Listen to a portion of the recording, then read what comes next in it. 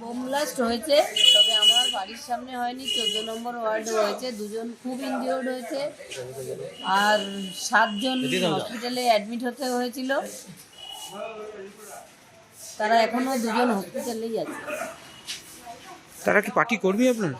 হ্যাঁ। আচ্ছা, post pole ভাইলেন্সটা এখন চলছেই, এটা নিয়ে কি বলেন? হঠাৎ করে রাতারাতি কেউ আবির মেখে তৃণমূল থেকে বিজেপি হয়ে গেছেন, তাই তাদের তো যদি আজকে তৃণমূল জিততো হয়তো কত মৃত্যু হতো, এটা তো হয়নি। ওরা সব ভেঙে চুরে চুরমার করে দিয়ে যেত। ওরা সেই জায়গাটা থেকে ওরা ওই আমাদের গেরুয়া আবির মেখে সেই ভাঙচুরটা করছে। কোনো আপনি কি প্রশাসনের সঙ্গে কি যোগাযোগ করেছেন? হ্যাঁ হ্যাঁ, আমি থানায় গিয়ে সবাইকে বলে এসেছি, সব বড়োবাবুদের সঙ্গে কথা হয়েছে।